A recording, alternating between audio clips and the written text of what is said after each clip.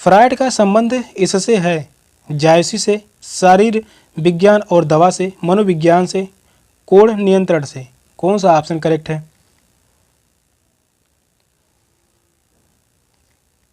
Question important है। Question कह रहा है फ्रायड का संबंध किससे है?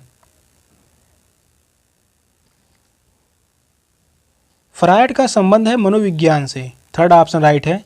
यह मनोवैज्ञानिक है, मनोविज्ञान से संबंधित है। फ्रायड का संबंध मनोविज्ञान से है। फ्रायड का पूरा नाम सिगमंड फ्रायड है।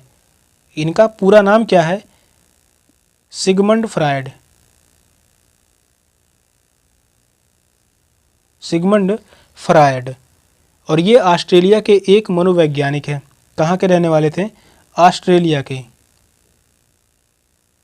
ऑस्ट्रेलिया के यह एक मनोवैज्ञानिक है। थर्ड ऑप्शन करेक्ट है। यह 2017 में क्वेश्चन पूछा गया था। क्वेश्चन इंपॉर्टेंट है। नेक्स्ट क्वेश्चन है, भारत में रुपए का सिक्का सर्वप्रथम इनके शासनकाल में प्रारंभ हुआ? टेनिस, रजिया बेगम, Sher Shah Suri, east India company. कौन सा ऑप्शन करेक्ट है?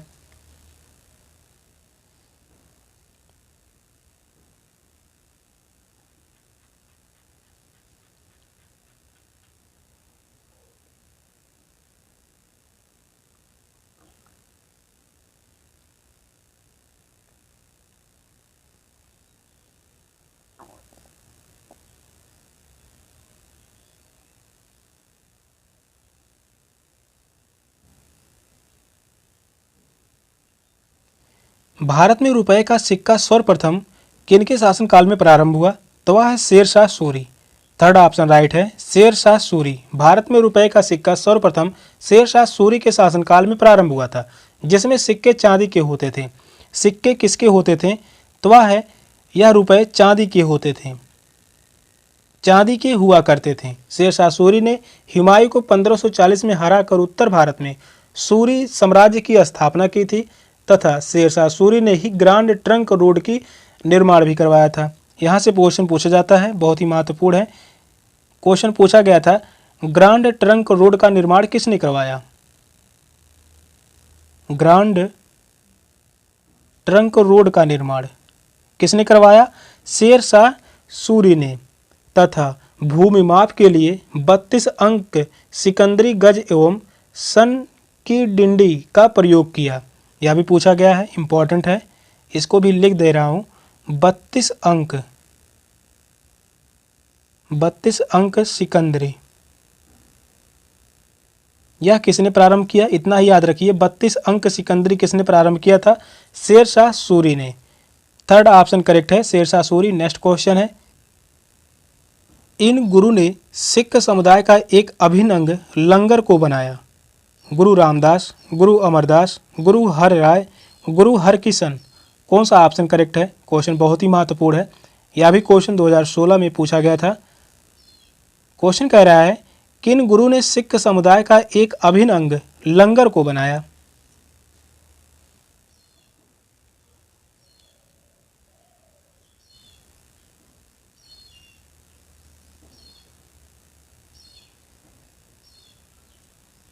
वह गुरु थे गुरु अमरदास। सेकंड ऑप्शन करेक्ट है, गुरु अमरदास।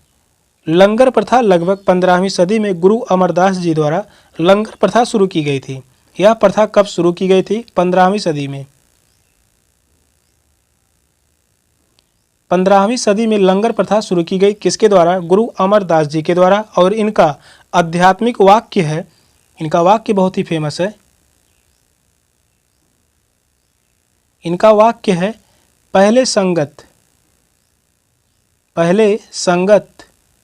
फिर पंगत। गुरु अमरदास जी की एक आध्यात्मिक वाक्य है, पहले संगत फिर पंगत। सेकंड ऑप्शन करेक्ट है। नेक्स्ट क्वेश्चन है, प्रकाश रासायनिक धूप कोहरे में हमेशा होते हैं? Aluminium ion, methane, ozone, phosphorus. कौन सा ऑप्शन करेक्ट है?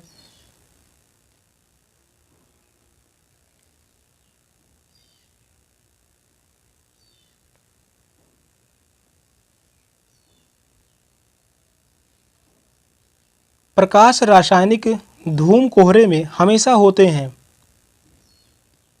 तो वह होता है ओजोन। थर्ड ऑप्शन करेक्ट है, ओजोन। प्रकाश रासायनिक अर्थात नाइट्रोजन ऑक्साइड सूर्य के प्रकाश की उपस्थिति में पारस्परिक क्रिया कर नाइट्रोजन ऑक्साइड ओजोन तथा पेरोक्सी एसिटाइल यानी नाइट्रेट उत्पादित करते हैं। थर्ड ऑप्शन करेक्ट है। नेक्स्ट क्वेश्चन है, विश्व में सबसे बड़ा धर्म कौन सा है? इस्लाम, हिंदुत्व, जूड़ा, ईसाई। कौन सा ऑप्शन राइट है?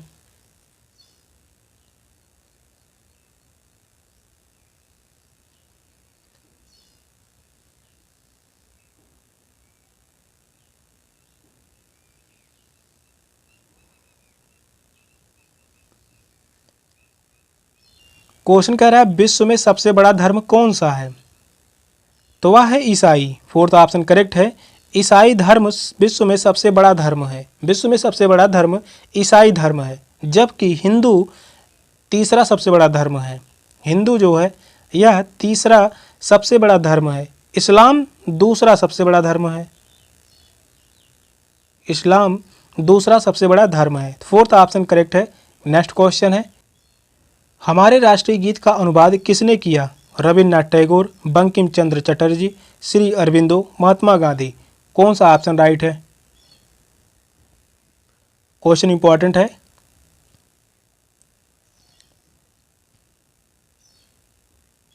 यहां पर पूछा है राष्ट्रीय गीत का अनुवाद किसने किया। अनुवाद पूछा है, रचना नहीं पूछा है। रचना नहीं पूछा है। अनुवाद किसने किया? Shri Aurobindo. Third option correct है, श्री अरविंदो। हमारे राष्ट्रीय गीत का अनुवाद अरविंदो ने आनंदमठ में वर्णित गीत वंदे मातरम का अंग्रेजी गद्य और पद्य में अनुवाद किया। राष्ट्रीय गीत का वर्णन कहाँ पर मिलता है? आनंद मठ में। आनंद मठ में। और यह रचना किसकी है? Bankim Chandra Chatterjee. Third option correct है। नेक्स्ट क्वेश्चन है, राष्ट्रीय ध्वज आयताकार है, इसकी लंबाई का चौड़ाई से अनुपात क्या है? 2:1, 3:2, 4:3, 5:3। कौन सा ऑप्शन करेक्ट है? क्वेश्चन यह भी वनडे एग्जाम में भी पूछा गया है और बीएड एंट्रेंस एग्जाम में भी यह 2018 में पूछा गया है।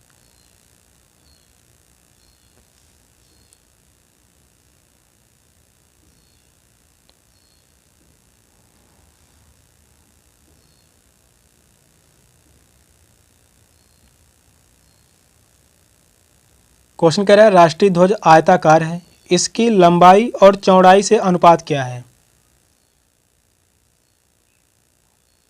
यह है आयताकार।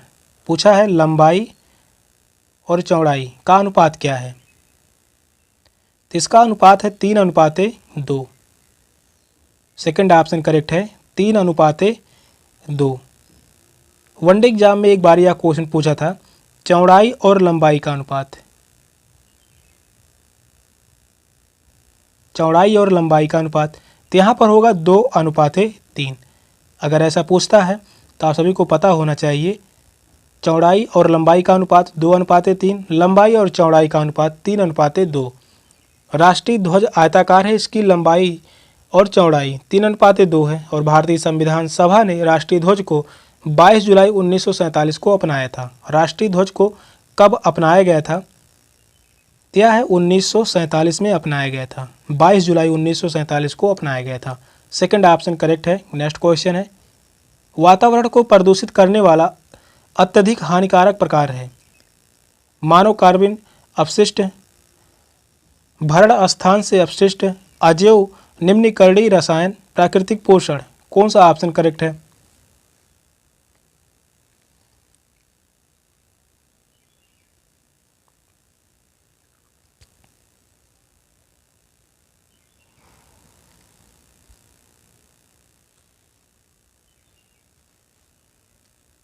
क्वेश्चन कह रहा है वातावरण को प्रदूषित करने वाला अत्यधिक हानिकारक प्रकार है, तो वह है मानव कार्बनिक अपशिष्ट। फर्स्ट ऑप्शन करेक्ट है, मानव कार्बनिक अपशिष्ट। वातावरण को प्रदूषित करने वाले अत्यधिक हानिकारक प्रकार मानव कार्बनिक अपशिष्ट हैं।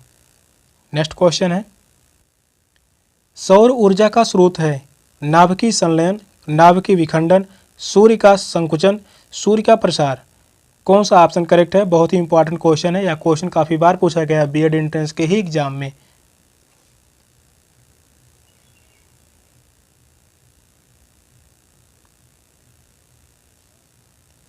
क्वेश्चन कह रहा है सौर ऊर्जा का स्रोत क्या है?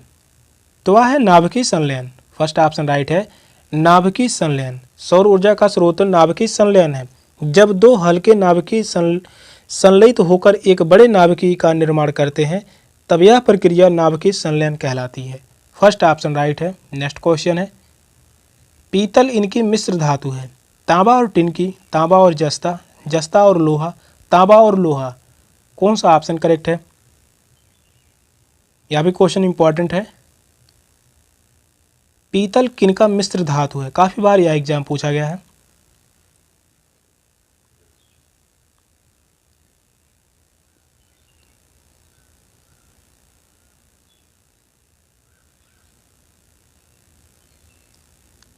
पीतल जो है या तांबा और जस्ता का मिश्र धातु है। सेकंड ऑप्शन करेक्ट है, तांबा और जस्ता। पीतल एक मिश्र धातु है जिसमें तांबा और जस्ता होता है। पीतल में तांबा जो है 60 से 62%, तांबा जो होता है 60% और जस्ते की बात करते हैं 40%। और पीतल का प्रयोग बर्तन बनाने, मूर्ति, घंटे ये सभी बनाने में किया जाता है। पीतल का प्रयोग कहाँ पर किया जाता है? मूर्ति बनाने में, बर्तन बनाने में और मंदिर के जो घंटे होते हैं उसको बनाने में पीतल का प्रयोग किया जाता है। सेकंड ऑप्शन करेक्ट है। नेक्स्ट क्वेश्चन है, संविधान में शिक्षा को रखा गया है। संघ सूची में, राज्य सूची में, समवर्ती सूची में, इनमें से कोई नहीं, कौन सा ऑप्शन राइट है?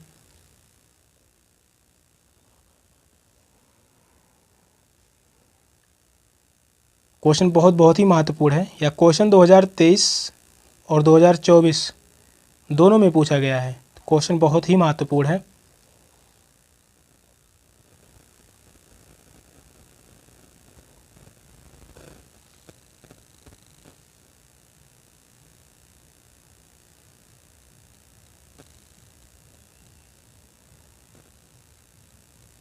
क्वेश्चन कह रहा है संविधान में शिक्षा को रखा गया है।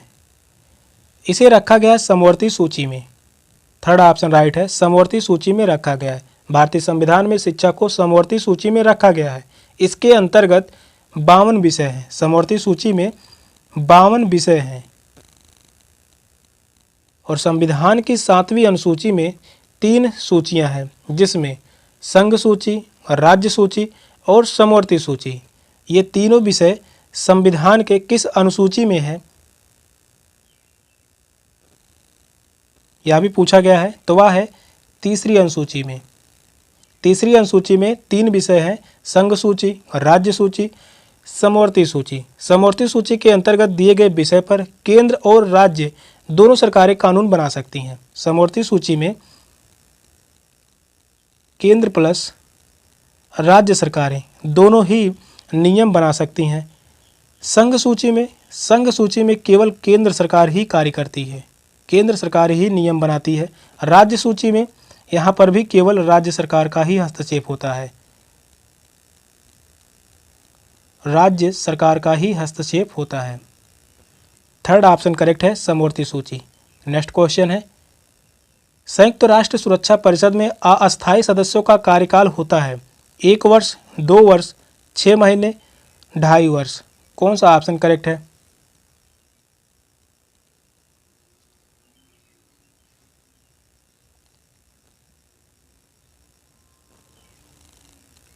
क्वेश्चन इंपॉर्टेंट है। क्वेश्चन कह रहा है संयुक्त राष्ट्र सुरक्षा परिषद में अस्थायी सदस्यों का कार्यकाल कितने वर्षों का होता है?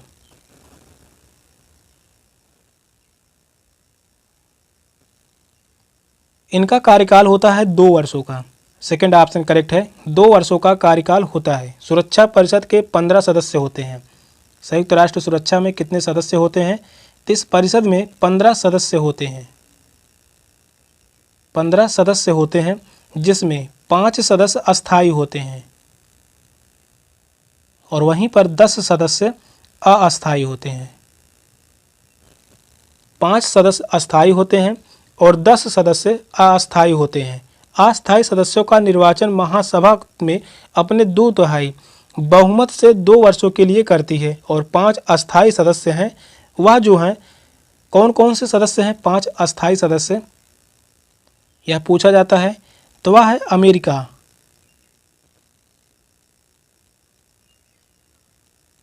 इसके बाद है रूस,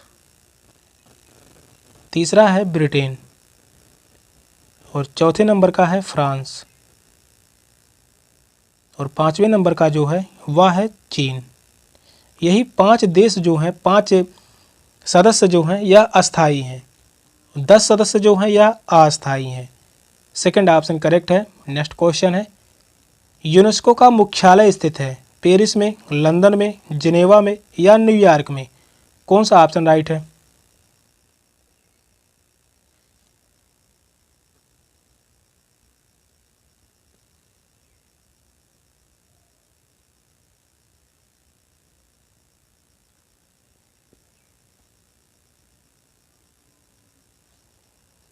यूनेस्को का मुख्यालय कहाँ पर है, यह क्वेश्चन पूछा गया है, तो वह है पेरिस में। फर्स्ट ऑप्शन करेक्ट है, पेरिस में। विश्व भर में शांति के लिए शिक्षा, विज्ञान तथा संस्कृत के क्षेत्र में सक्रिय योगदान कर राष्ट्रों के मध्य निकटता की भावना का निर्माण करना यूनेस्को का मुख्य कार्य है और इसकी स्थापना 4 नवंबर 1946 को की गई थी। यूनेस्को की स्थापना कब की गई थी? स्थापना की बात करते हैं तो स्थापना किया गया था 1946 में। 1946 में इसकी स्थापना की गई थी और इसका मुख्यालय जो है वह है पेरिस। फर्स्ट ऑप्शन राइट है। नेक्स्ट क्वेश्चन है, बिरजू महाराज का संबंध किस शास्त्रीय नृत्य से है? कथकली, कथक, भरतनाट्यम, मणिपुरी? कौन सा ऑप्शन राइट है?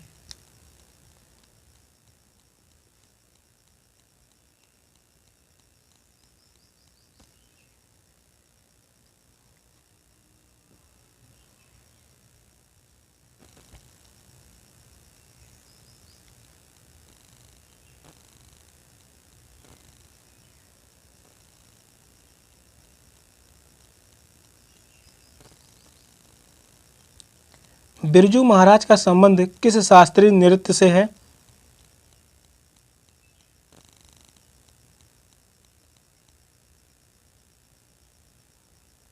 तो वह है कथक। सेकंड ऑप्शन करेक्ट है, कथक से संबंधित है बिरजू महाराज। नेक्स्ट क्वेश्चन है, 1 मई को मनाया जाता है अंतर्राष्ट्रीय महिला दिवस, अंतर्राष्ट्रीय श्रमिक दिवस, विश्व पर्यावरण दिवस, विश्व स्वास्थ्य दिवस? कौन सा ऑप्शन करेक्ट है? बहुत ही महत्वपूर्ण है। क्वेश्चन जो कह रहा है 1 मई को मनाया जाता है।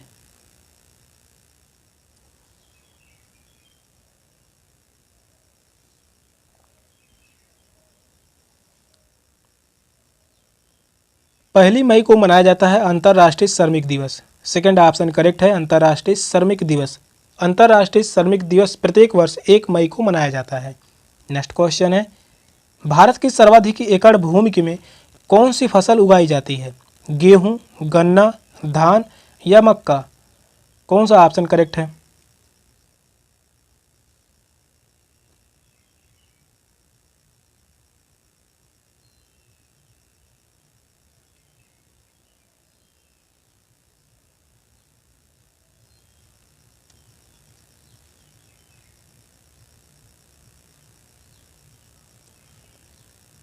भारत की सर्वाधिक एकड़ भूमि में कौन सी फसल उगाई जाती है? तो वह है धान की फसल। थर्ड ऑप्शन करेक्ट है, धान की फसल। विश्व में धान उत्पादक में सबसे ज़्यादा कौन है? चीन है। धान उत्पादन में पहले नंबर पर जो है वह है चीन और दूसरे नंबर पर जो है वह है भारत। दूसरे नंबर पर जो है भारत।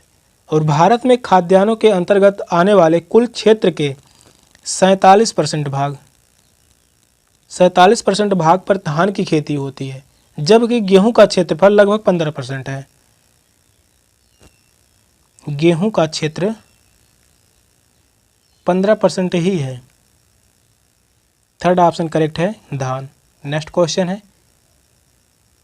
ब्रह्म समाज की स्थापना किसने की थी? राजा राम मोहन राय ने, स्वामी विवेकानंद ने, स्वामी दयानंद सरस्वती ने, राजगोपाला चट्टोपाध्याय ने? कौन सा ऑप्शन करेक्ट है?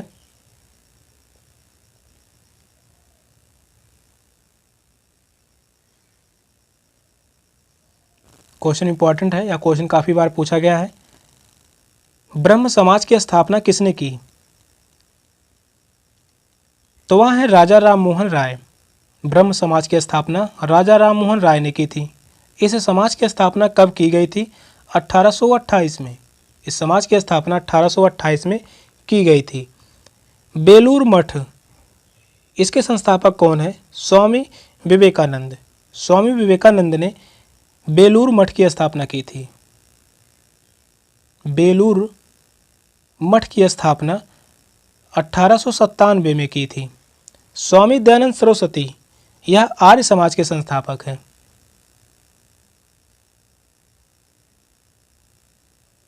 आर्य समाज के संस्थापक हैं और इसकी स्थापना जो की गई थी 1875 में। इसकी स्थापना की गई थी 1875 में। यह तीनों ही महत्वपूर्ण हैं। फर्स्ट ऑप्शन करेक्ट है। नेक्स्ट क्वेश्चन है, पंचवर्षीय योजना की ड्राफ्ट रूपरेखा का अनुमोदन कौन करता है? वित्त आयोग, योजना आयोग, राष्ट्रीय विकास परिषद, वित्त मंत्रालय। कौन सा ऑप्शन राइट है?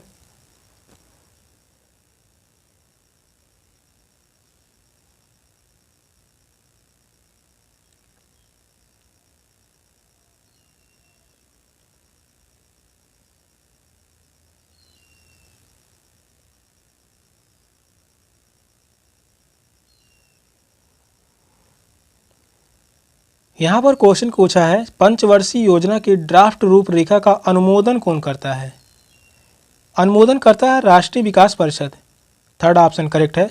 राष्ट्रीय विकास परिषद योजना जो है, योजना आयोग योजना के चरणों का निर्धारण एवं प्राथमिकता के आधार पर संसाधनों का आवंटन करता है, जबकि राष्ट्रीय विकास परिषद योजना के संचालन का समय समय पर मूल्यांकन करता है तथा योजनाओं को अंतिम रूप से प्रदान करता है।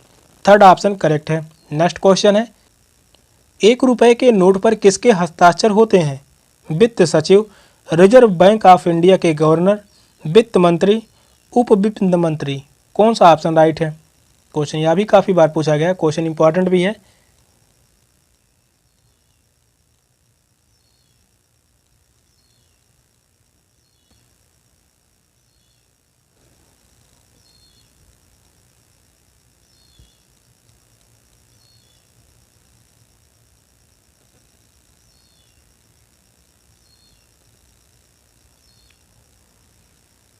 एक रुपये के नोट पर किसके हस्ताक्षर किए जाते हैं?